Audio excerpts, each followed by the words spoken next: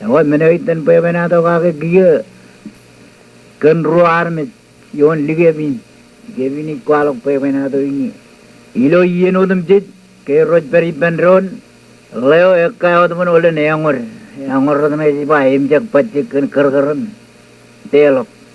ijaban ligev tuyang ke chuan ailing ekai biji me manar agar endriolo walok chuan kerain lojit ngani leo kain kerer me jab kano jin urimut aga emman chongon jab urimut ngan urimut jab kilme ngan kilme ay beri katan color kain ruo em parane kain parne me e bugoyle bajar riri mako chukut em leo iban ligawin edan leo chukwa lin ejar kilme me kilme em nalgo paran aga karendriolo kenan me nyangori enodum jit em lolo karayo ibben me do godban engor raul pungun udum jit innem karayo ibben ejino haul eba jituge jagarang jit konan lein haul biene jengor abu bla jon bungun ola me mirage mlale tayo elajar bungun merok elajar reilok be ngeno ro armi jin wai emu je beru dinin waam katran weneni edale gaine mi bajige mejigi em ngakan weneni wayo elajar ruj jago bertargi muje dale meru pakkar garo weneni emu je balangon eno karru armi ju ilwane ego bar mi ne ge ko lale yu ke jira do jin ge ngaot echem ngam bar ju na ngaot welen ibur mejam bajige bajba armi jimeneo aga ilo molo armi emet erroter ranjio mlarano judano juone baredal kijago engor emu jagar endriolo e walok liu medom dukun walongan liu ini emet elajar walok e kanan boyron kemane juana ero tarina edi ipenron emet edan liu meto kilmet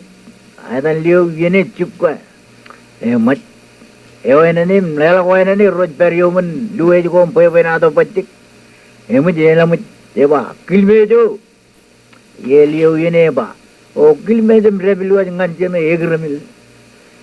emu liu meto e kannane ni ba laji ka karjere edan kijago laji ka karjere ewa liu meto ba nga liu ini ba Allah karajem nga liu nato ba Allah karajem nga agar endi ay Allah karajem nga ero ire libir jawe libir kalai ilagi binni Allah liu ini liu nato kare liu ini ilagi binni liu ini lajar ogutak jani Allah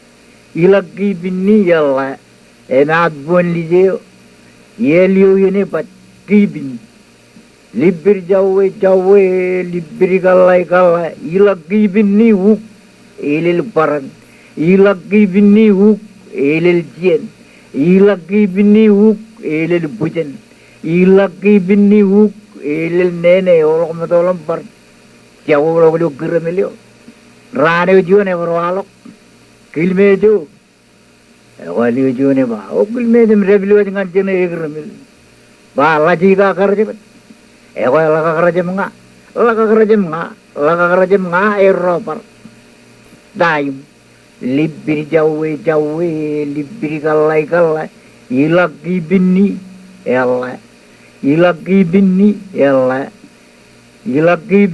ella liuine pat libir jawe libir kalai ilaki binni wuk elil mejan ilaki binni wuk elil elgan ilaki binni wuk elil nene war nolan chaw agye bung narok lebeu kijawa ba eli dalam lagi ni pene bata mulwe lian me do encorren ke bungunin kama jurjulem